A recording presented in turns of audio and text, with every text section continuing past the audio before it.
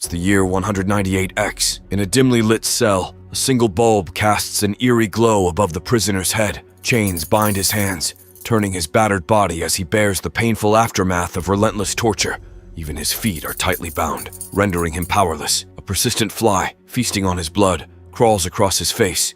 Yet he remains remarkably composed despite his mounting irritation. After enduring extensive interrogation and suffering, the prisoner finally speaks his first word, food. The head officer is taken aback by this unexpected request. One of the interrogators remarks that the South Korean army doesn't cater to spies, but the prisoner pleads for sustenance, willing to confess everything if they provide him with a meal as he's starving. The head officer inquires if he is serious, and the prisoner confirms his willingness. A deal is struck, food in exchange for information about his objectives and infiltration route.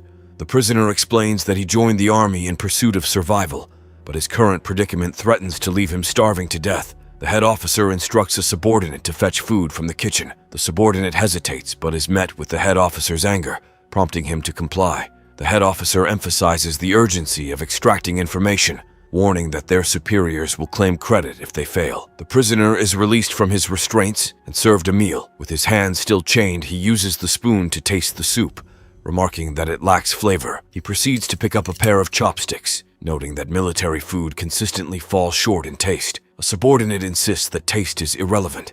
They need information. Suddenly, the prisoner transforms the chopstick into a deadly weapon, swiftly impaling the head officer. Initially confused, the head officer collapses, dead. The soldiers are stunned by the swift and inconspicuous turn of events. The prisoner emphasizes the importance of food's taste as he holds the remaining chopstick. The torturers rush to attack him, but he skillfully dispatches them all with a single chopstick. He introduces himself as Do Jongen, a senior intelligence sergeant, revealing his infiltration route as swimming through the ocean. His ultimate goal was to eliminate them, just as he did. Spotting the fly that had been irritating him earlier, he takes aim with the chopstick and swiftly dispatches it. Sometime later, Do Jongen finds himself in Seoul City, seated with Lieutenant Colonel Park in a small restaurant. The sergeant informs him that nobody in their unit is quite like him. Why does he contemplate leaving? Jongen responds that the military grub has lost its flavor, but it sure looks appetizing here. The sergeant grins and tosses the meat chunks into the broth, handing the rest to Jongen. Jongen selects a piece with his chopsticks and mentions he doesn't eat like Park. He takes small scoops of rice, adding it to the soup gradually to savor the meal without making the leftover rice soggy. As he eats, Park inquires if he's considering leaving because of that mission. Jongen questions why Park is asking, as he just returned from completing the recent assignment. Park explains that Jongen knows precisely which mission he's referring to, and emphasizes that the plan was to return alive, and he didn't fail when he came back alone. Jongen clarifies it's not about that mission. After a brief pause, he expresses gratitude to Park for supporting him and helping him make a living. Park assures him he did everything right, and hopes Jongen's talents will be recognized even after he departs. 1 year later, at a construction site, two co-workers comment on Jongen's efficiency in carrying heavy loads and digging. During the lunch break, Jongen heads to the bank. There, he notices a girl at the counter assisting an elderly woman. She glances his way and he waves at her with a smile. It all began a year ago when he joined the construction company. When he received his first paycheck, the owner advised him to save for the future, knowing it would help him achieve his goals. However, at the time, he wasn't sure what those goals were. Nevertheless, he visited the nearest bank during his lunch breaks and opened an account. On that day, he saw Siona for the first time and fell in love with her instantly. Since then, he started visiting the bank daily during lunch to catch a glimpse of her. He learned she came from a low-income family and started working there right after high school. She inquired if he hadn't saved any money during his military service. He explained that he had saved money but had given it to the families of fallen soldiers. Now he's working hard again to save more money. Today he's back to deposit some money into his savings account. She suggests he deposits money monthly to avoid the hassle, but he insists it's fine this way because he gets to see her every day. This became his reason to live well, but still, he struggles to live well. He listens to the news on TV while lying on the sofa at home. He reflects on his past and the time he matured, diligently training in various popular skills and completing challenging missions. Suddenly, a knock sounds at his door. He inquires about the visitor's identity. The individual asks if he's First Sergeant Du. Cracking the door open slightly, he presses for more information. The person introduces themselves as Joe Tae-moon, a former colleague. Jong-gon is surprised to see Tae-moon impeccably dressed and sporting an expensive watch. He questions how Tae-moon managed to locate him. Tae-moon explains he scoured everywhere until he finally tracked him down. Tae-moon informs Jang-in of a job opportunity. Curious, Jangin inquires about the nature of the job. Before we continue, take a moment to answer the question of the day. What's your favorite school-related manhwa? Comment down below for a chance to be shouted out. Now, back to the recap. Tae-moon clarifies that it's something he excels at, but reassures him it doesn't involve harm to anyone. Instead, he needs Jongin to impart a valuable lesson to someone. Jongin grows serious and asks for complete honesty regarding the task. Tae-moon confesses to being a successful entrepreneur in the public eye, but reveals his true identity as the leader of a gang. The person he wants Jangin to deal with is the head of another group.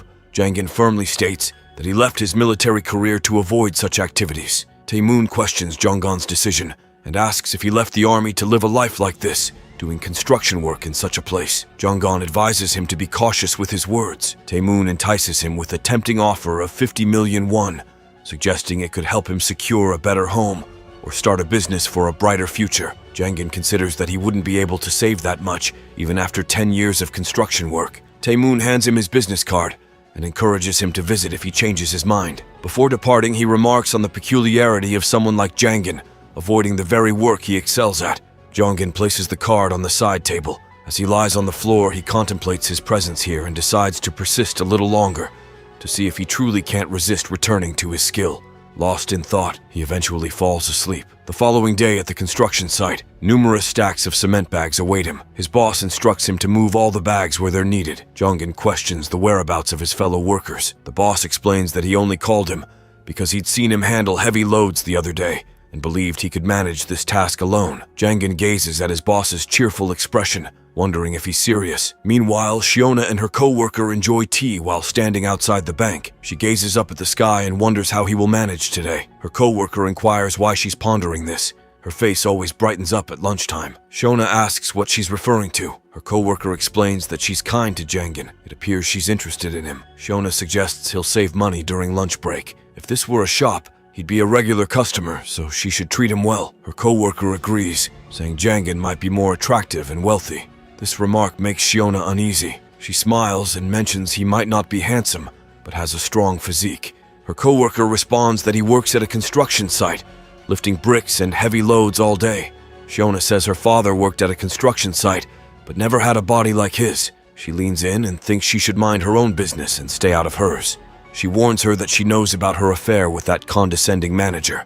While sitting at her desk, she wonders why she got upset earlier talking about Jongin. Suddenly, he enters the bank and waves at her. She asks why he's there before lunch break. He explains that he'll be busy later and came a bit early. She asks if he's there to deposit money. He says he just came to see her because he's going somewhere. She tries to grasp what he means. He waves goodbye and mentions he'll deposit a significant amount when he returns. Her cheeks turn red, thinking he came just to see her. He grabs a ticket to Daesan and boards a bus to meet Tae-moon. While on the bus, he looks at a business card, thinking things might improve if he goes through with it. Tae-moon and his driver are already waiting when he arrives in Daesan. In the car, Tae-moon shows a photo of their target, Park Gwan-ho. He explains they're both vying for control of the tourist hotel's slot machines. According to the rules, he can't confront Park directly, or he'll lose the rights. But if an outsider, unrelated to their feud, suddenly steps in, things can proceed smoothly, and he can secure those rights. He cautions Jangin that it won't be easy, as Park expects him and has strong security. He suggests waiting until Park lowers his guard. Janggon asks for the time. Tae-moon is startled by the question. It says it's past 12:30. Janggon notes that there's plenty of time until 4:30 p.m., as the banks are now closed. He requests his assistants to escort him to the park for a quick favor. Afterward, Tae-moon can deposit funds into his bank account before the banks shut down. Tae-moon expresses concern that going now may lead to a confrontation with the park's security personnel. Jangin believes it shouldn't be a problem. Tae-moon accompanies him to the hotel, where Park and his associates are having lunch. He also cautions him about Park's ever-present special guard. That individual used to be a wrestler. Jonggon inquires about the restaurant's best dish. The driver informs him that the signature dish here is their fried dumplings. Jonggon mentions he'll return shortly and exits the vehicle. Park is enjoying his meal with his underlings nearby. Jangin sits alone in a corner with a plate of fried dumplings in front of him. He mixes soy sauce and vinegar in equal parts in a bowl and adds powdered red pepper. He dips the dumplings and savors the flavor. After finishing his meal and giving thanks, he hurls the glass toward Park, shattering it against the wall. The rotund man questions his actions, and Jangin explains that he's provoking a fight due to his boss's noisy eating. Park looks at him strangely and orders his men to confront him. They charge toward Yangon, resulting in a scene of scattered food, broken furniture, and injured men strewn across the floor. Yangon remains standing, hands in his pockets, while Park leans against the damaged wall. Park asks who Yangon is, puzzled that he wasn't aware of someone as powerful as him in their field. Yangon responds, suggesting Park might remember him as an outsider with anger management issues. He smirks, blood trickling from his nose, and asks who sent him. Park offers to double his payment if he collaborates with him. Yangon contemplates whether this man has enough money to pay him twice the agreed-upon amount. Park understands that he's being compensated generously. He says it doesn't matter because Yangon interrupts, asking him why he stopped talking. Suddenly, he senses someone behind him, the rotund man holding a weapon ready to strike. Yangon defends himself with his arms when the man attacks, feeling a sharp pain as if something inside him has broken. He retaliates with a quick kick between the man's legs, causing him to fall in agony and lose consciousness. Tears stream down Jongon's face from the pain. Jongon looks at Park and asks if it's already 4:30 p.m. Park checks his watch and informs him that it's not even 2 p.m. Yangon says it's perfect and walks away. Yangon and Taemoon exit the bank after depositing money into Yangon's account. Taemoon expresses surprise that they made it before the bank's closing time. He inquires about Yangon's plans for the money. Yangon replies that he's uncertain but noticed some apartments near the bus terminal in the morning and might consider buying one. Taemoon suggests looking for an apartment in a better neighborhood in the middle of Seoul. Jongon considers trying his hand at stocks, as many people do these days. Taemoon asks if he has a specific store in mind. He suggests that going to Han Electronics is a good idea, because a company responsible for providing electricity to the entire nation is unlikely to go bankrupt. Yangon suggests Sam Electronics, citing the intelligence of the new company chairman. Suddenly, a sharp pain strikes him, feeling like an electric shock. He requests a hospital visit due to the pain where he was hit. Taemoon mentions they can go to the hospital he frequents. Jongon inquires about the frequency. He responds that there's an experienced doctor who isn't surprised when he shows up after injuries. Both arms are casted, leaving him puzzled. The doctor informs him that his arms are fractured. The fractures will take a month to heal. Jongon asks in surprise if he has to endure this for a whole month. The doctor advises him against using his arms to avoid delaying the healing process. Jongon isn't pleased with his predicament. Taemoon teases him, suggesting that someone will face difficulties from now on. They head to a bar and have a drink. Jongon feels good, but questions whether he can drink in this condition. Taemoon asks if he's forgotten their method of using alcohol for healing wounds. Jongon chuckles, mentioning it's been a while since he heard that line. They continue drinking and reminiscing about their army days when they worked together. Taemoon expresses how he always knew Jongon was strong, but didn't anticipate him defeating so many people so quickly, especially in a bare-handed fight. He also admits to having prepared weapons just in case. Jongon inquires about how he obtained the weapons. While pouring more whiskey, Taemoon casually mentions that shotguns are easy to find, but he smuggles pistols from Russia. Jongon remarks that he's found a fitting job, to which Taemoon replies that the army suited him better. He asks why Jongon left his previous job in the special forces. He turns melancholic and mentions that he and 3 colleagues took part in a mission, but he's the only survivor. Taemoon is taken aback. Jongon confesses he felt he couldn't continue the job and resigned. He expected to encounter them in his dreams, but they never appeared. Maybe they harbor deep resentment toward him. Taemoon suggests they have another drink. They both glance at the empty bottles and realize they've had quite a bit to drink. Jongon stands up and says he's leaving. Taemoon inquires about how he plans to get home now. Jongon replies that he'll take the bus because he wants to sleep in a bed. Taemoon thinks about booking a hotel room for him for the night, but Jongon leaves anyway. As he walks along the sidewalk, he feels overly full and decides to sit on a bench. Due to his excessive drinking, he falls asleep on the bench. A van from a homeless assistance center drives by and stops when they see him lying there. Some workers notice the intoxicated man with both arms injured and decide to bring him in for assistance. They transport him to the Daesan Welfare Society. Jongon experiences a dream. He finds himself in a dark field, and someone is calling his name from behind. He turns around abruptly and spots 2 men in uniforms, both wearing identical pendants. He recognizes them as his fellow juniors from that mission. Suddenly, he notices a gun on the ground near his feet. He picks it up, places it against his head, and says he'll do it if that's what they want. Abruptly, he awakens from his dream, startled by a man clapping near his head to wake him up. Jongon sits up, but his arms still ache. He asks the man who he is and where he is. The man introduces himself as Lee Sunjo and explains that they are at a Daesan welfare facility, and Jongon is wearing inmates' clothing. As Sunjo explains all this, Jongon stands up and heads towards the door. Sunjo asks him where he's going. Jongon halts by the locked door, wondering why it's locked from the inside. Sunjo begins to explain. revealing that this place is where people are forcibly detained. Jonggon is shocked and asks for clarification. Someone calls out to them from behind and questions why they're standing there. Sunjo warns Jonggon that the person is their platoon leader and has a volatile temper, so he should not provoke him. However, Jonggon notices the keys attached to the leader's arm and asks him for the door keys. The leader glares at him angrily. In response, Jonggon kicks the leader's leg, causing him to yelp in pain. He considers punching the leader's face, but recalls the doctor's advice not to use his injured arm, so he refrains. Two of the leader's subordinates request permission to teach Jonggon a lesson. The leader orders them to take him to the ward. One of them steps forward to confront Jonggon. He contemplates fighting them despite his injured arms, but he remembers Sunjo's warning about the forced imprisonment and the importance of healing his arms to escape. However, he also realizes that his injuries could worsen if he gets hit accidentally, so he faces a dilemma. Simultaneously, Sunjo steps forward and explains to the group that Jonggon is new and doesn't know where he is. He suggests giving him a chance and promises to educate him properly. That individual wants Jonggon to request forgiveness. Sunju urges him to apologize and admit it was his fault. Jonggon, still shocked, lowers his head and apologizes, but the person strikes his head and demands better behavior from him. Then he instructs everyone to prepare for roll call. While seated in a line, Sunju commends Jonggon and promises to explain things later. Jonggon notices him counting the people and mentions there are 24, including the newcomer. After unlocking the door as they leave, Jonggon inquires about their destination. Sunju responds that they are heading for breakfast. Upon hearing the breakfast name, Jonggon becomes pleased. He observes the surroundings and notes that it resembles a military facility. Although it's not exactly a prison, yet it confines people. What perplexes him most is their reference to it as breakfast. He contemplates using a chopstick to confront the person in charge, but they only provide spoons for eating. While eating, Sunju explains that this place is where they bring in and guide homeless individuals. Jonggon protests, stating he isn't homeless. Sunju clarifies that nobody there is genuinely homeless. This place is where anyone, regardless of their status, is captured and compelled to work. The country provides funding for every homeless person brought here, and welfare agencies imprison people to access that money. Jonggon is stunned by this revelation and asks who would subject humans to such treatment. Suddenly, two well-dressed men enter the room. Sunju informs him that these individuals are responsible for these actions.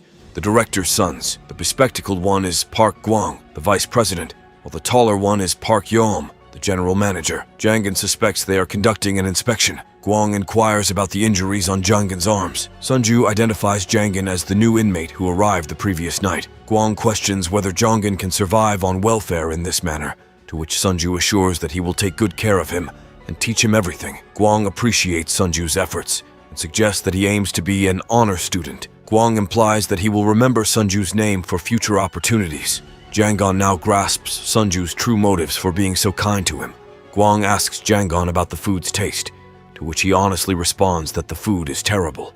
Gwang asks him to repeat himself, and Sunju grows concerned because Jonggon is acting out again. Jonggon reiterates that the food isn't fit for humans, as everything in it is spoiled. Gwang lifts the tray and pours it over Jonggon's head, berating him for complaining about the food and smashing the tray on his head. Blood rushes into Jonggon's eyes with anger, but his fractured arms keep him from taking any action. Gwang scolds Sunju, urging him to prevent any more reckless behavior from Jonggon. After they depart, Sunju checks in on Jonggon's well-being. Jonggon, still reeling from the humiliation at breakfast, struggles to clean himself due to his injured arms. Later, he and Sunju engage in their assigned task of sweeping the grounds. Jonggon complains about his clothes not drying properly, fueled by his lingering anger towards Gwang. Sunju reassures him that the clothes will dry quickly in the sun, prompting Jonggon to express relief that Gwang confronted him before bath time, sparing him a prolonged wait. Jonggon questions the ethics of mistreating people, finding an unlikely ally in an elderly bald inmate who concurs with the newcomer's sentiments.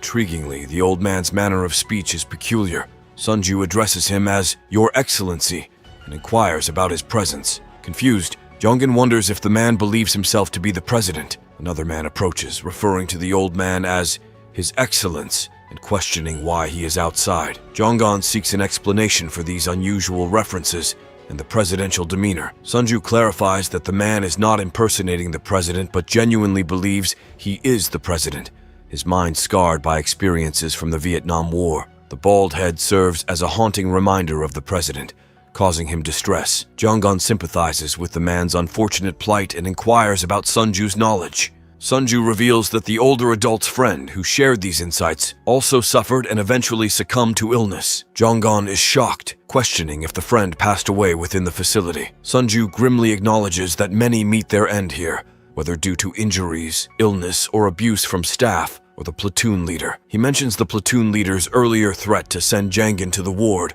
a place where individuals are left to die without treatment. Expressing his disdain for these individuals as bad guys, Jangin's thoughts are interrupted when the platoon leader calls for everyone to gather at the sports field. Sunju informs him that today is an inquiry day, and they are about to witness the worst among the bad guys. All the inmates obediently line up, ready to listen to the facility's director. His name, a melodious echo through the gathering, resonates as Park Injoy, a figure of undeniable authority. All heads bow in reverence as Injoy steps forward, ready to impart his wisdom. He addresses the diverse array of trees that grace our world, each with its unique purpose, drawing a parallel to humanity's multifaceted existence. He emphasizes the significance of perspective, character, and untapped potential in defining an individual's worth. Yet the individuals standing before him are deemed unworthy, stripped of any redeeming qualities. Injoy unflinchingly labels them as twisted and unattractive trees. In an unexpected twist, he likens his role to that of Jesus, assuming the mantle of a carpenter, dedicated to pruning and trimming these seemingly useless trees, sculpting them to discover their hidden value. A reluctant applause follows, coerced from the audience, but not everyone in the room shares the sentiment. Jangin, while feigning attentiveness, finds himself distracted, and his focus drifts towards the facility's layout. He observes that it's nestled into the mountainside, with most of its perimeter secured by imposing walls. The exception is a sheer cliff, where the mountain was cleaved to create an opening. A single imposing gate serves as the lone means of entry or exit, guarded by vigilant sentinels ready to thwart any escape attempt. Janggon acknowledges the inherent difficulty of breaking free with the current circumstances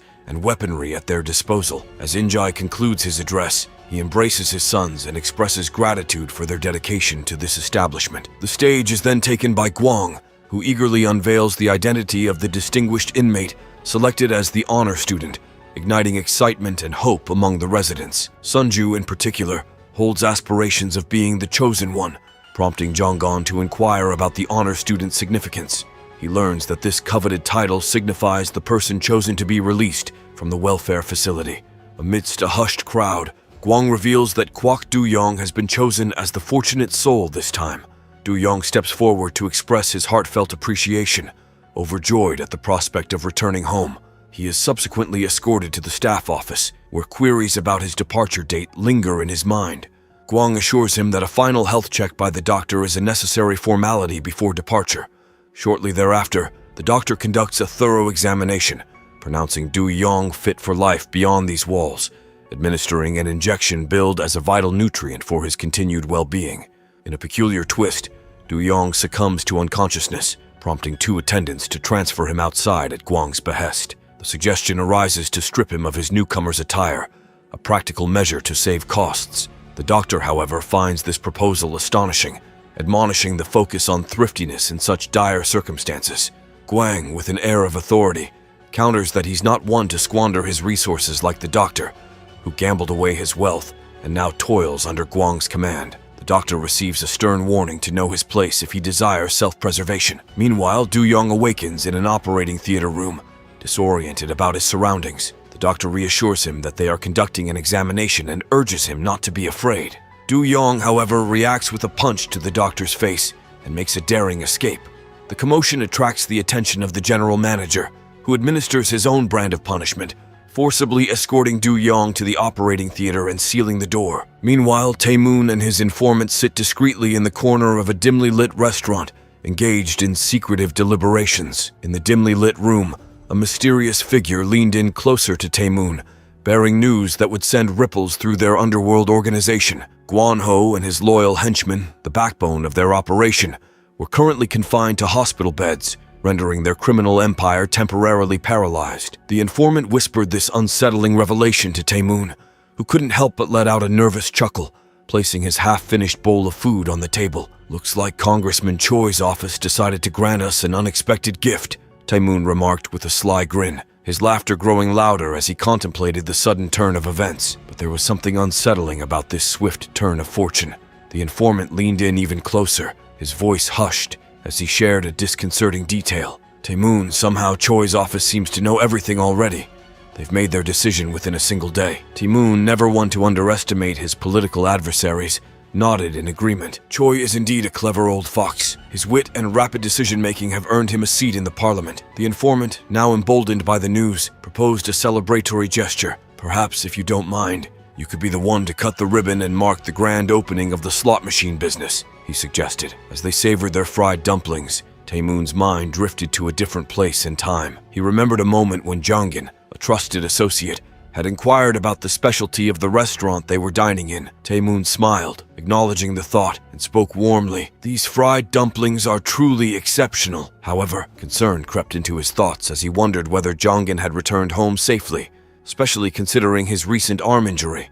Meanwhile, in another location, Jongin found himself engaged in a rather mundane task, capping shower bottles at the welfare facility. His colleague Sunju had yet to inquire about his name, prompting Jangin to introduce himself. "I'm Jangin," he replied succinctly. Curiosity piqued, Sunju probed further. "What kind of work did you used to do outside?" Before we continue, let's take a moment to shout out Theonakill being 9317 who commented, "I am confused why would people died on their native world can go back original world after being sent to another world? Sound like recipe for chaos. Seem like to me the divine beings are either very reckless or don't give a crap, which explains a lot on our hero. Has returned video, really good commentary there. You prove a lot of great points." Jangin reflected for a moment, his mind going back to the fateful day when an altercation led to his arm injury. "I used to take on physical labor," he admitted. The platoon commander, suddenly appearing on the scene, interrupted their conversation, clearly displeased with their idle chatter during work hours. Sunju quickly offered apologies, fearing the commander's wrath. The platoon commander then turned his attention to Jangin, asking a question that ignited a spark of frustration within Jongin. "What did you do in front of the vice president?" he demanded. Before Jangin could respond, the commander swiftly changed tack, instructing him to forget the question and to be more cautious in the future. Jangin remained silent, prompting the commander to resort to more forceful methods. A sharp blow to the head left Jangin with no choice but to answer in the affirmative. As he glanced at the keys dangling from his injured arms, Jangin couldn't help but ask Sunju about the peculiar way the barracks doors were locked from the inside. It seemed counterintuitive, especially for a place meant to provide shelter and security. Sunju explained that, long ago, during an inspection, someone had deemed it inappropriate to lock the doors from the outside, as it resembled a prison. Since then, the doors had been locked from within, creating an unconventional security measure. He adds with a tone of revelation that the selection of commanders in their current predicament was rather unconventional. These individuals held no authority beyond the confines of their newfound roles. Consequently, they became consumed by the intoxicating allure of their newfound power, showing little regard for the fact that they were essentially detainees. Jongin, now fully comprehending the entire situation, exchanges a few words with Sunju. In the midst of their conversation, Sunju confesses to feeling a tinge of envy, contemplating how the person they're discussing has likely already returned home, while they remain stuck in their present predicament. In a moment fraught with tension, the doctor solemnly passes the organ box to the general manager, urging him to maintain absolute silence regarding the earlier incident when dealing with the vice president. However, things take a sudden, violent turn as the aforementioned individual fixes a steely gaze upon the doctor, launching a swift and forceful kick into his abdomen.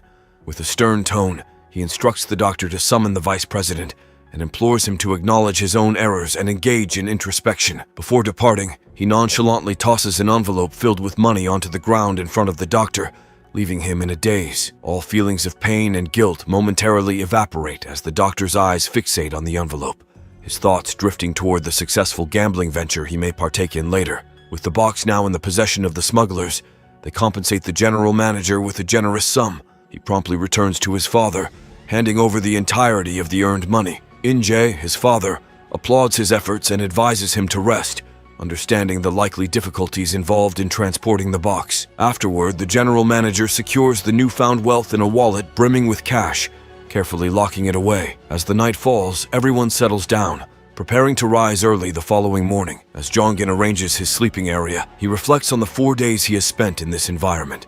Drawing from the resilience forged during his intensive training in his prior career, he's managed to adapt to this challenging new life. One aspect, however, continues to baffle him: the quality of the food. Nevertheless, with his arms still on the mend, he resigns himself to this situation, mentally positioning it as an operation for survival. Intriguingly, he considers that just a few days ago, he faced life-threatening missions with unwavering fearlessness. Now, he's consumed by a singular worry, the inability to see Shiona during lunch breaks. The nagging thought of her possibly forgetting him begins to weigh heavily on his mind. Meanwhile, Shiona also gazes longingly at the door, anticipating his return. Her concerned colleague encourages her to join them for lunch, but her thoughts are fixated on why he hasn't appeared in several days. When he departed, he promised to return with money, leaving her hoping for his well-being and fearing he may have encountered an accident. The platoon leader, growing impatient with Jongen's slow pace of work, resorts to a slap. However, an older man intervenes, vowing to make up for the delay but refusing to inflict harm, considering Jongen's injuries. This act of compassion incurs the wrath of the platoon commander, who accuses the older man of playing favorites and questions his sanity. In a fit of rage, the platoon commander strikes the older man, prompting Jongen's fury to simmer. Unable to bear the older man's pain, Jongen rises, calling out the platoon leader in a fit of anger. The room falls silent in response to his audacity. What will happen next? Find out next time by staying tuned for our future recaps. Don't forget to like and subscribe for more great recaps. The platoon leader whirls around, demanding to know if Jongen has lost his mind. Jongen maintains his composure, refraining from answering. Two subordinate platoon leaders glare at him, their anger palpable. As Jongen assesses the situation, he contemplates the possibility of having to confront all three of them simultaneously, despite his injured arms. His confidence, however, remains unshaken, for he believes that dealing with the other two should prove relatively easy compared to the platoon leader who lies unconscious after his powerful kick. He gazes intently at one of them, a sly grin curling upon his lips, his intention clear, to provoke the man into losing his composure. And, to no surprise, his ploy succeeds brilliantly. The targeted individual, his anger ignited, launches a series of furious attacks in his direction, yet each strike finds nothing but air as he deftly evades them with graceful, well-timed movements. In the midst of the chaotic brawl, he seizes the opportune moment, his keen eyes spotting a vulnerability, and lands a swift,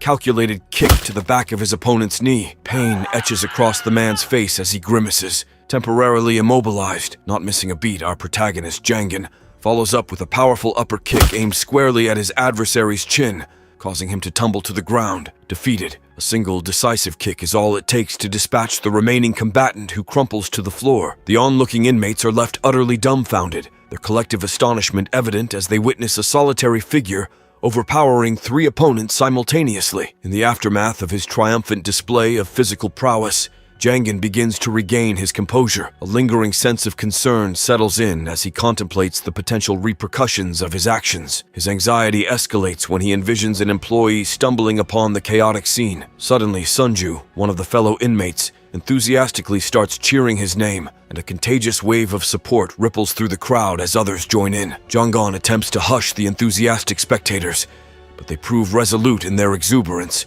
rendering his efforts futile. His unease intensifies as he envisions the arrival of a welfare worker amidst the cheering. The prospect of heightened complexity gnaws at his nerves. As if foreseen, his worst fears manifest when an employee enters the scene, inquiring about the raucous disturbance. In an instant, the previously jubilant inmates fall eerily silent. The employee directs his attention toward the fallen platoon leader, brandishing a stern look and a sturdy stick. He points it menacingly toward Jongen, demanding to know if he is the instigator of this chaos. Jongen's mind races as he contemplates his options. Thoughts of subduing the worker briefly flit through his head. Kick the stick away, headbutt the intruder, and deliver a swift kick to the abdomen. But rationality prevails. The prison's imposing barriers loom large in his mind, and the impending retaliation from the staff becomes a grim reality. Furthermore, the consequences of injuring a fellow staff member would be dire, making it nearly impossible to safeguard his own well-being. He acknowledges the sobering truth. Escalation would only lead to more trouble. With a deep breath, Jongen opts for the path of least resistance. He humbles himself, bending down in front of the worker, and utters an apology, claiming that his actions were a regrettable mistake. In the midst of this tense moment, two brothers, Guang and another figure, make their presence known. Guang inquires pointedly if Jongen is the one responsible for the chaos that has unfolded. Jongen found himself caught in a complex web of circumstances, realizing that the current situation couldn't possibly get any more intricate. In the midst of this, Guang expressed his amazement at the solitary prowess of a man with injured arms, who had taken on three opponents without assistance. Guang admitted that initially he had perceived this individual as a mere complainer, someone who couldn't stand up for himself and merely grumbled about the food. However, as he observed the events unfold, he began to see a different side to him, one that transcended these initial impressions. Intrigued by the unfolding drama, Guang inquired about what had been going through Jangen's mind during this remarkable feat. Subsequently, he challenged the audacity of Jangen's initial belief. With an air of authority, Guang imparted the fundamental rule that platoon members must always heed the directives of their leader, emphasizing that he himself had established this rule, and it was incumbent upon everyone to abide by it without exception. Jangon pondered whether this individual was truly determined to exert control over others' thoughts. Guang fixed a penetrating gaze on Jangon's visage, suggesting that he could still discern the inner workings of his mind behind those eyes, as if there were an unspoken narrative playing out. In a startling turn of events, Guang pronounced a 3-day stint in the punishment room as the consequence of Jangon's actions. Even Sunju, caught off guard by the severity of this punishment, couldn't help but react with shock. Jangon, however, viewed the prospect of spending 3 days in a cell-like punishment room with a degree of nonchalance. To this, Guang erupted into laughter, his amusement echoing off the walls as he cryptically hinted that Jangon's return would see him devoid of any inner musings behind those eyes. Before we continue, take a moment to answer the question of the day. Are gang-related manhwas good in your opinion? Comment down below for a chance to be shouted out. Now back to the recap. In a final plea, Guang urged Jangon to engage in deep introspection during these 3 days of confinement. He patiently awaited a response, but Jangon maintained a resolute silence, his gaze locked into Guang's eyes. Sensing Jangon's unspoken resolve, Guang subtly communicated with his brother through a meaningful glance. Yom strode purposefully towards Jangon, his eyes narrowed with determination as he called out the man's name. But to his dismay, Jangon remained silent and unresponsive. Frustration welled up within Yom, and without further hesitation, he unleashed a swift, punishing punch squarely into Jangon's face, causing his nose to shatter, crimson droplets of blood immediately staining the scene. Breathing heavily, Yom leaned in closer, his voice filled with intensity as he demanded a response from Jangon. "Answer me, Guang!" Jangon, with his nose still throbbing in pain, managed to stammer out a weak yes twice in quick succession. But Yom was not yet satisfied. He pressed on, delivering a merciless kick to Jangon's stomach, his voice resolute as he urged, "One more time, and make it loud." Jangon, despite the relentless physical and mental assault, summoned the strength to answer once more with a trembling but resolute yes. The relentless pressure from Yom pushed Jangon to the brink, but he knew he had to keep his composure. With another blow landing on his back, he was forced to speak louder and clearer, his words a testament to his determination to endure. Guang, the enforcer of this brutal scenario, was determined to make an example out of Jangon to deter any thoughts of rebellion from others. As they approached the punishment room, Jangon's thoughts raced with apprehension about what awaited him within those grim walls. Sunju, who had been watching the harrowing scene unfold, couldn't help but worry about his friend's fate. Catching Jangon's fleeting smile, Sunju wondered if he had been struck in the head one too many times to find solace in such a situation. As they continued their march towards the punishment room, Sunju couldn't help but ponder the strength of the general manager's fists. A subtle grin crossed his lips as he daydreamed about a future confrontation, convinced that his fists were no less formidable. However, their journey was abruptly interrupted by the welfare employee, who delivered a harsh blow to Jangon's head and barked at him to move faster. Undeterred, Jangon muttered under his breath, vowing to eventually settle the score with this cruel enforcer. Meanwhile, Yom redirected his anger towards the unconscious platoon leader, delivering a sharp and resounding slap across the man's face. The shock jolted the platoon leader awake, and he let out a pained scream, only to fall silent as he found himself face to face with Yom's unwavering gaze. With a tone of authority, Yom instructed the dazed platoon leader to accompany him, and with a nod to the other workers, ordered them to return to their tasks, reminding them that their break time had come to an end. Outside, Guang wasted no time in delivering a harsh assessment to the platoon leader, expressing his doubt about the man's suitability for a leadership role. He responds with unwavering determination, vehemently denying the allegations and asserting his potential as a leader. Guang, however, doesn't let up, and queries how he can make such a claim when he recently suffered a defeat at the hands of an opponent who couldn't even use their arms. In a tense moment, Guang seizes the opportunity to confront him further, gripping his insignia and inquiring how he can inspire confidence in his leadership when perceived as physically feeble. However, Guang is unyielding, prodding him further about his willingness to assert his superiority in a real, fair fight. He goes so far as to issue a direct challenge, urging him to strike right then and there. Panic washes over the platoon leader as he grapples with the daunting prospect of engaging in physical combat. Guang's persistence does not waver as he continues to emphasize the consequences of the platoon leader's humiliating knockout in front of his subordinates. To drive home the point, he reveals that he has already dispatched Jangan to endure a grueling 3-day stint in the punishment cell. The shock of this revelation rattles even him. With a sly smile, Guang hints at the forthcoming showdown, suggesting that it will occur when Jangan emerges from the punishment cell, mentally and physically drained, making him an easy target. Finally comprehending the purpose behind this cruel setup, the platoon leader is filled with a newfound resolve. Guang offers an encouraging pat on his shoulder and inquires if he is prepared to face this challenge head-on. The platoon leader, now resolute, firmly affirms his readiness. The stage is set as Jangan is escorted to a subterranean chamber, a colossal cell awaiting their fateful encounter. He enters the room, expecting to find solitary confinement as his punishment, but instead, he's greeted by a surprising sight, a series of small chambers. His curiosity piqued, he wonders why there aren't any isolated rooms in the basement as he had anticipated. His confusion intensifies when a man abruptly opens one of these chambers and gestures for him to enter. To his shock, he realizes that what he's been led into is not a room at all, but rather a cramped locker, barely large enough for a person to fit. He can't help but wonder if this is how they punish innocent individuals, locking them away in such a confined space. The employee's impatient voice pierces the air as he urges him to hurry, waving a threatening stick in his direction, as if to emphasize the consequences of disobedience. With great difficulty, he squeezes himself into the cramped locker. Standing straight is out of the question. He's forced to hunch over. As the door is sealed shut, darkness engulfs him. He can't help but draw parallels to his military training, where he had learned about various forms of torture employed by captors. One such torture method was chamber torture, where the victim couldn't sit or lie down, making sleep impossible in such an uncomfortable position. Eating, drinking, and even relieving oneself were luxuries denied to the unfortunate captive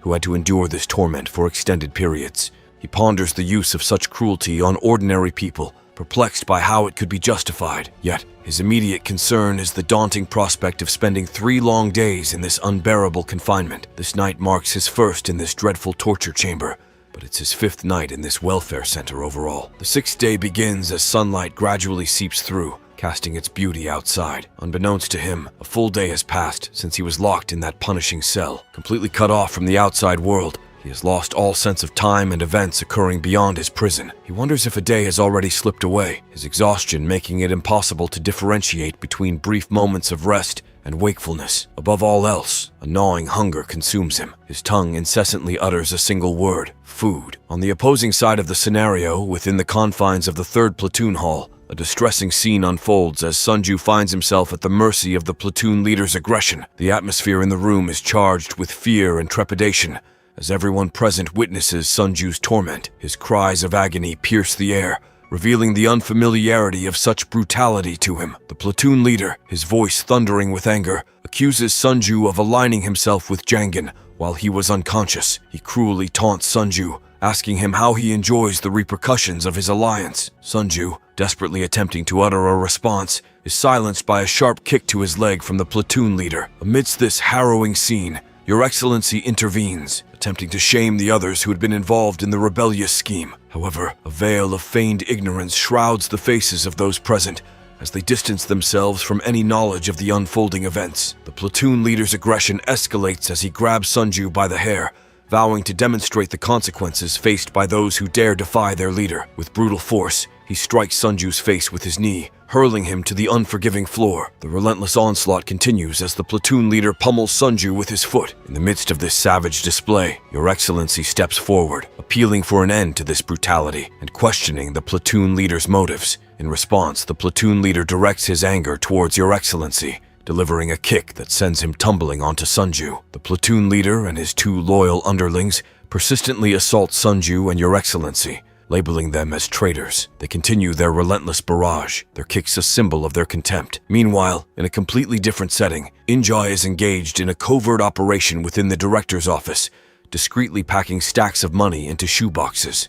This currency, concealed within the boxes, is intended as a bribe for government workers. Methodically, Injai assembles 3 bags, ensuring that the funds are indistinguishable from each other, poised to be distributed in an orderly fashion. Injai's associate, Guang, extends an invitation to Yeom to accompany him on this mission. Yeom accepts, His curiosity piqued. Guang's gaze falls upon a conspicuously large box of money on the floor, prompting him to inquire about its purpose. His father, in a hushed tone, instructs him to leave that particular box untouched, as it is destined for someone of extraordinary significance. Puzzled by the substantial amount within this box, Yom seeks an explanation from Injai. In response, Injai reveals that the recipient of this box is not just an ordinary government employee. He holds the key to the country's governance. Armed with this knowledge, Guang and Yeom set out to deliver these bribes to the government employees. During their journey, Yeom inquires about the nature of these individuals' assistance and the rewards they receive in return. Guang enlightens him, citing an example of a welfare department worker at Daesan City Hall who aids them in securing government funds. Guang offers the worker a gift bag,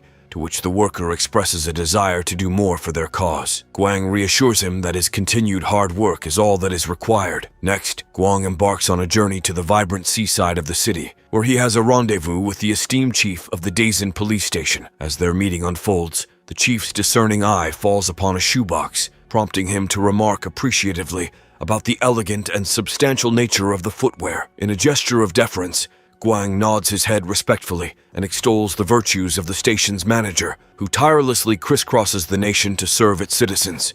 He encourages the chief to continue his noble mission while clad in these remarkable shoes. Guang's journey leads him to a chance encounter with an individual on a desolate road, to whom he imparts a thoughtful gift. This recipient happens to be the prosecutor representing the Daesan district, and he handles the offered bag with a measured touch, as though assessing its contents by weight. In response to Guang's coded message, the prosecutor reveals a penchant for apples, but is willing to accept pears this time around. Guang pledges to provide him with the finest apples when they come into season. As the prosecutor departs, Guang softly mutters that he need not be overly selective and should accept whatever is offered to him. He confides in Yeom, detailing how these individuals quash any attempts by whistleblowers to unveil the truth about the welfare center to the general public.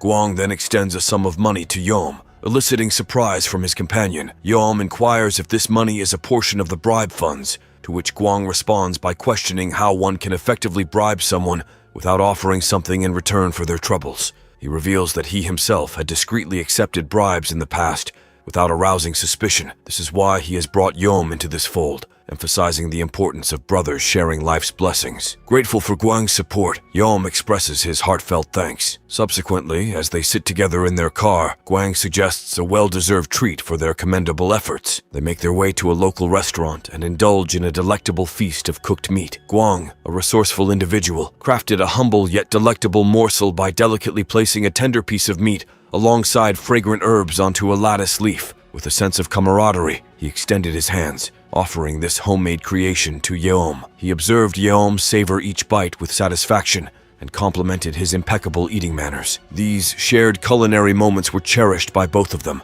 Amidst this pleasant interlude, Guang paused mid-bite as Yeom summoned his attention. Yeom inquired earnestly about Guang's intentions regarding a potential confrontation between the platoon leader and Zhanggan once he was released from confinement. Guang, intrigued by the question, sought to understand Yeom's perspective. He pondered whether an individual enduring 3 days in the punishment room could realistically triumph in such a duel. Yeom conceded that, under normal circumstances, victory would be an insurmountable challenge. Yet he recounted how Zhanggan had already bested 3 adversaries with broken arms, offering a glimmer of hope. Tentatively, Yeom ventured to express his belief that perhaps, Guang interjected, emphasizing the crucial perhaps. He probed Yeom's thoughts on whether Zhanggan's newfound strength would translate into utility for their cause. Yeom, though acknowledging this point, questioned how Guang intended to sway someone who could easily overpower their platoon leader. Guang conceded that immediate influence was improbable. However, he held firm in his belief that, through the ordeal of the punishment room, they could break Zhanggan's spirit and mold him into an obedient follower. 2 arduous days had elapsed since Zhanggan's confinement, during which sleep had eluded him entirely. His visage bore the weight of a century's worth of sorrow, resembling that of a lost soldier. Hunger gnawed at his insides, and his parched mouth conjured images of every conceivable dish. He clung to these culinary reveries as a lifeline, a reason to endure the relentless ordeal. But there was another, perhaps even more compelling motivation: Missiona. In the darkest moments of his confinement, Zhanggan's mind conjured the radiant and smiling countenance of Missiona. He recalled his promise to take her out for a meal, and this vision became his anchor. He visualized the scene where he would summon the courage to invite her to dinner and in his imagination, she would gleefully accept. When she inquired about their meal choice, he would reply with heartfelt sincerity, declaring that the food mattered little as long as he had the privilege of her company. These thoughts were his whispered solace as he fought to endure. As another agonizing night descended upon this hellish place, the third day of Jonggon's confinement came to a close. When the lock finally released its grip, he collapsed to the unforgiving floor, his body betraying his exhaustion. Struggling to lift his head, he met Guang's gaze, who wore a sardonic smirk,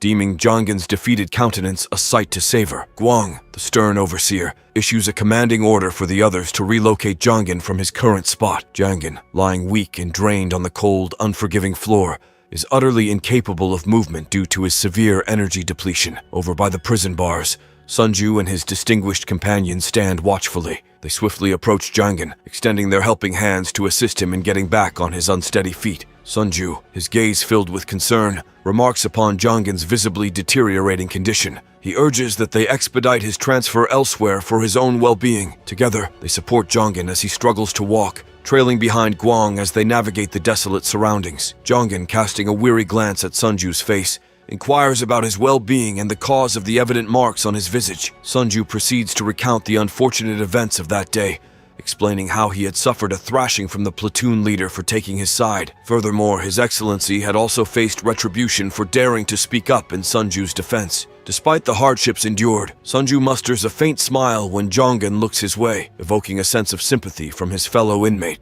With hunger gnawing at his stomach, Jonggon queries Sunju about their destination, expressing his longing for sustenance. Sunju's response, however, dashes his hopes, revealing that their immediate priority is not to secure a meal. As their fellow inmates huddle together on the ground, an atmosphere of fear grips them all, contrasting with the platoon leader's composed demeanor, poised for an impending confrontation. Jonggon, visibly weakened and distressed, takes note of his surroundings and concludes that his captors intend to force him into combat with the patio commander upon his release from the punishment chamber. The platoon leader, harboring vivid recollections of Guang's instructions from the past, recognizes the significance of this moment. He understands the necessity of preserving his reputation, especially after suffering a public humiliation when he was knocked down. Confident in his abilities, the platoon leader believes that he already holds the upper hand in this forthcoming battle. He anticipates that all he needs to do is defeat Jonggon while feigning an air of nonchalance. Guang, on the other hand, derives amusement from the unfolding scenario, likening it to the spectacle of a gladiator duel. However, Yom, standing nearby, refrains from sharing in the laughter. Instead, he somberly observes Jonggon's pitiable condition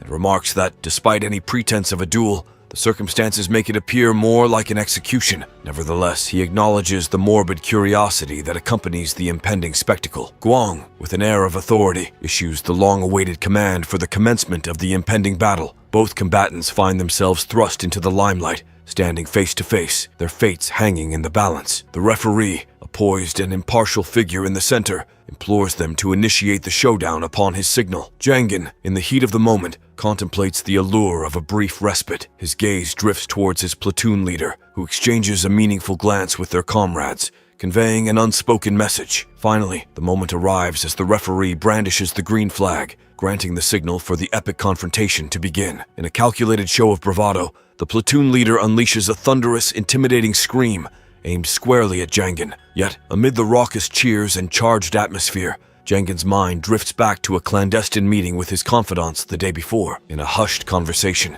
he had disclosed his intention to face Jonggon the moment he emerged from confinement. Doubt lingers in his thoughts, for all too well, Jonggon's reputation precedes him as the masterful wielder of his powerful legs. Still, the resolve to secure a victory in this looming duel remains paramount. A trusted friend had offered a clandestine strategy: exploit Jonggon's vulnerability, his injured arms, by targeting them with a barrage of kicks as the battle began. While the platoon leader acknowledged the tactic's deceptive nature, he recognized its potential to secure a triumph. As the arena crackles with anticipation, he propels himself forward, letting out a primal scream that reverberates through the crowd. Meanwhile, Jonggon remains stationary, seemingly resigned to the inevitable outcome. He hopes the confrontation will swiftly reach its conclusion, harboring no desire to fight back. But then, a realization seizes him. His vulnerable arms must be shielded at all costs. Consequently, when the platoon leader aims a precise kick at his weakened limbs, Jonggon evades with a fluid,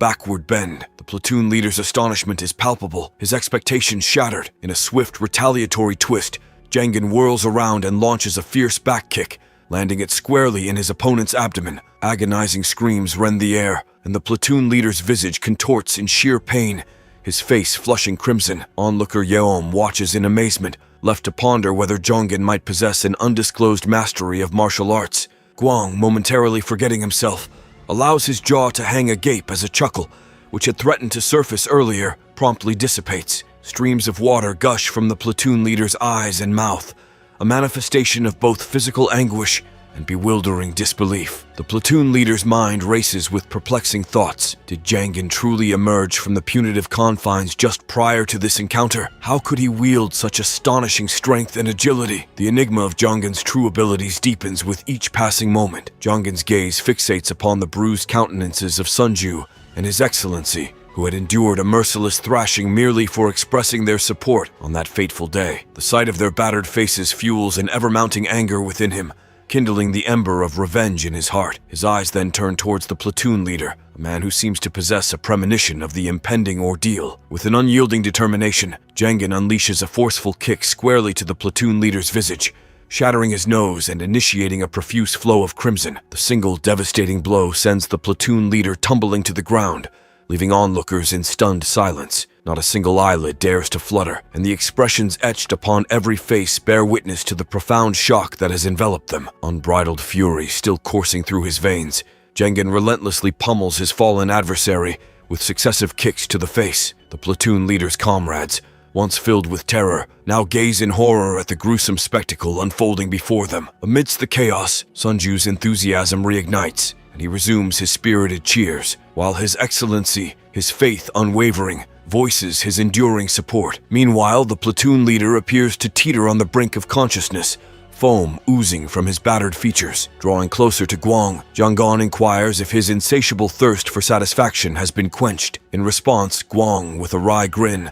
acknowledges Jangin's peculiar sense of humor and expresses complete contentment. As Jangin begins to articulate his intentions, his eyes suddenly shut of their own accord, and he crumples to the ground, prompting the referee to rush to his side in concern. Guang, perplexed and anxious, seeks answers about the sudden turn of events that have befallen his once boisterous comrade. The referee glanced at his peaceful visage and casually remarked, "He seems to be in the middle of a nap." Guang, a sly grin stretching across his face, quipped, "This fellow is truly entertaining, and I've hatched an amusing plan for him." Jangin had been enjoying his serene slumber when, all of a sudden, he awoke to find himself under the watchful gaze of Sunju, who was brimming with anticipation at his revival. However, Jianggan felt feeble and struggled to pry open his heavy eyelids. In a weak voice, he inquired, "What's happened?" Sunju responded nonchalantly, admitting that Janggan had dozed off, and he had personally transported him to this location, even taking the liberty of skipping work for the day to be by his side. Summoning his strength to sit up, Janggan noticed a peculiar ribbon and a set of keys dangling from his arm. Perplexed, he turned to Sunju and inquired about this new adornment. Sunju, with a smirk,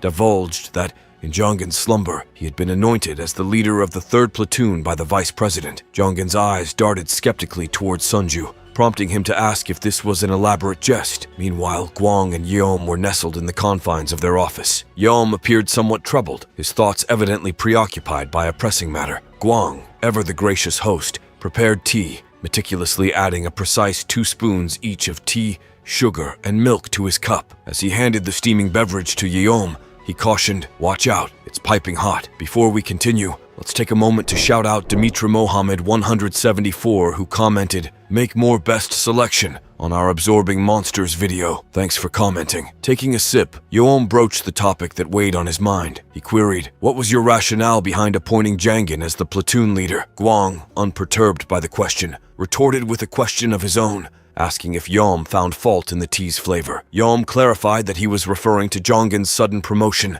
and the potential ramifications. Guang explained, "The primary reason is that our previous leader proved to be weaker than I had anticipated, while Jonggin, as it turns out, possesses a hidden strength we can harness when necessary." Yeom, however, delved deeper into his thoughts, suggesting that Jonggon was more than a mere brawler. He was a trained fighter. Guang, with curiosity piqued, inquired what Yeom was alluding to. Yeom articulated his concerns, fearing that if Jonggon's injuries fully healed, they might lose control over him. Guang, adopting a contemplative demeanor, responded that Yom was ignorant of something crucial. Yom, visibly intrigued, asked, "What don't I know?" Guang leaned in, his tone hushed, and revealed the company's policy. Only one of their employees could lead a platoon. He then encouraged Yom to envision a scenario where 20 or 30 inmates attempted to overpower that lone employee. From a purely physical standpoint, it made perfect sense. However, within the confines of the prison, a peculiar phenomenon unfolds. Despite the simmering tensions and potential for violence, not a single inmate dares to step out of line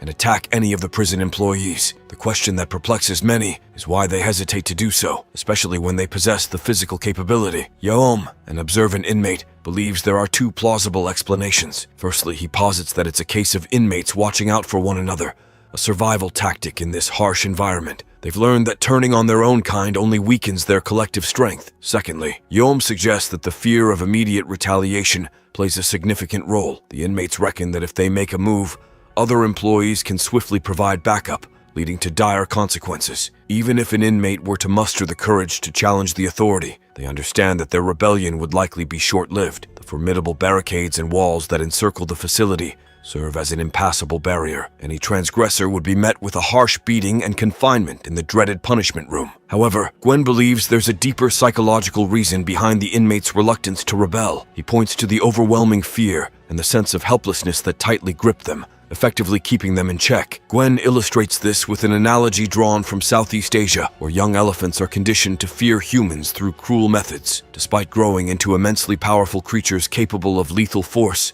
these elephants never dare to harm a human. The deep-rooted fear remains. In Gwen's view, Jongan too has been conditioned in a similar manner, and his transformation requires a careful and considered approach. Yam questions the necessity of making Jongan the platoon leader. Guang asserts that it's not just a choice, but a requirement. This role is seen as a way to gradually acclimate Jongan to his new surroundings. Over time, it's hoped he will come to accept the prison as his home, much like the other inmates. As the two inmates sit on the floor near Jongan's bed, they muster the courage to apologize for their past transgressions against him. Jongan, informed that the previous platoon leader was sent to the ward after a fight, listens to their pleas. However, he cannot find it within himself to forgive them. Their faces fall, and they inquire about the reasons for his reluctance. Jongan calmly explains that he holds no grudges against them. He has not been in the prison long enough to bear any personal resentment. Their tension eases slightly upon hearing this revelation. Jongan, taking the role of a mentor, gestures to the inmates behind them and advises his two companions to seek forgiveness from their fellow inmates,